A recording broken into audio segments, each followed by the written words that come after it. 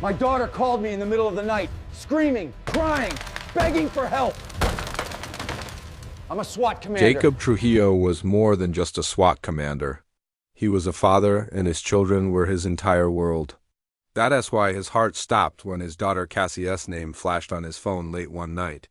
He answered, and her terrified scream sent a jolt of ice through his veins. In the background, he could hear his ex-wife, Carolyn, crying, followed by the sickening thud of a man beating them. It was a sound he knew all too well from his job, but hearing it happen to his own family was a nightmare come to life. Without a second thought, Jacob sprang into action. He mobilized his SWAT team, his voice calm and authoritative despite the storm raging inside him. Every second felt like an eternity as they raced through the city streets, sirens blaring.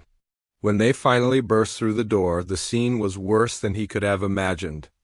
Calvin, Caroline's new partner, was in a violent rage, his fists flying. Jacob's team moved with swift precision, subduing and arresting him.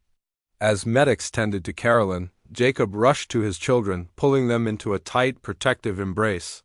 His son was trembling, but it was Cassie's confession that shattered him.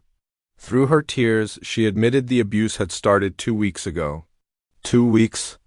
He had been so close to losing them, so close to a tragedy he would never have forgiven himself for. At the station, Calvin tried to play it cool, acting like it was all just a simple misunderstanding, but Jacob had a secret weapon. The entire horrific event was recorded on his phone from Cassie's desperate call. The screams, the threats, the sounds of violence, it was all there. Jacob wasn't just going to let this go. This wasn't just another case, this was personal. He dedicated every spare moment to building an airtight case against Calvin. The initial charges were serious multiple counts of domestic violence and child abuse, but Jacob knew there was more to the story. He started digging into Calvin's past, determined to uncover every dark secret. His investigation led him to 2 of Calvin's previous wives. At first, they were hesitant, scared to speak. But as Jacob shared his own family's story, they opened up, revealing years of hidden abuse, both physical and psychological. Their testimonies, combined with old medical records and police reports they had been too afraid to follow up on, painted a chilling picture of a serial abuser. Jacob compiled everything: the phone recording, witness statements, medical evidence, and the new testimonies, and handed it all to the prosecutor. The case was no longer about a single night of violence. It was about a pattern of predatory behavior spanning years. The scope of the investigation quickly expanded. Federal investigators got involved, and what they found was even more disturbing. Calvin had been using his job as a property manager to stalk, harass, and exploit vulnerable women. More victims, emboldened by the growing case, began to come forward. The charges piled up, shifting from domestic abuse to a multi-state investigation into a web of predatory crimes. The real breakthrough came when Jacob, acting on a tip from one of the ex-wives, located a hidden storage unit Calvin had rented under a fake name. Federal agents raided it and found a treasure trove of horrifying evidence.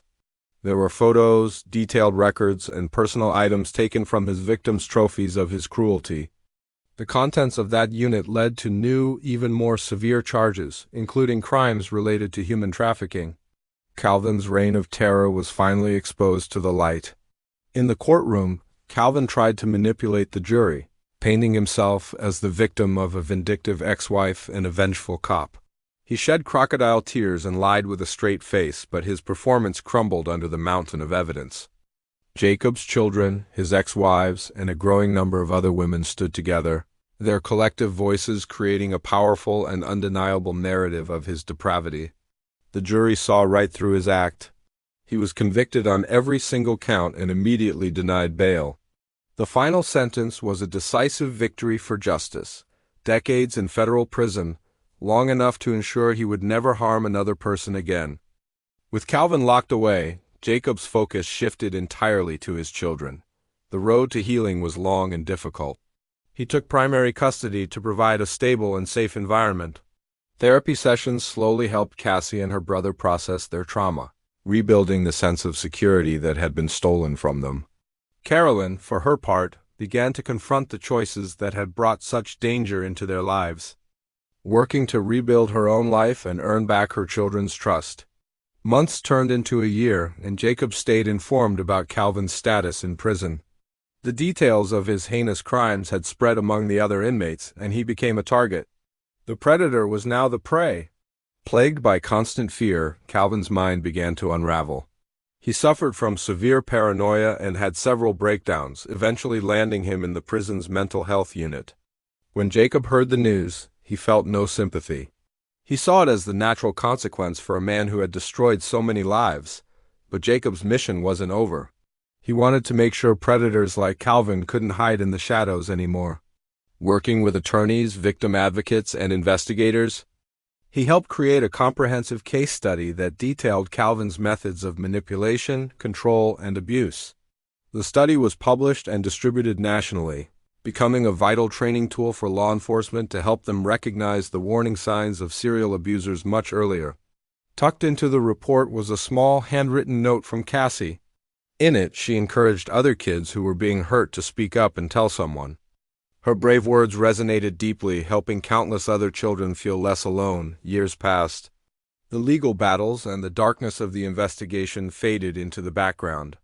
One sunny afternoon, Jacob stood watching his children run towards him after school, their faces bright with laughter.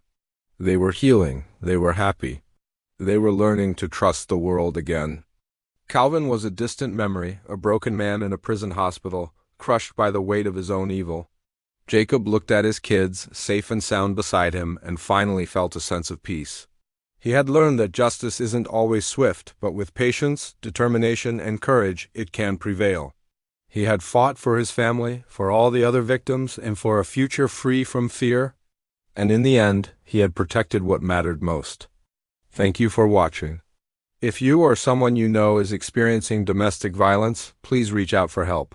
You can call the National Domestic Violence Hotline. Remember to like this video and subscribe for more stories of justice and resilience.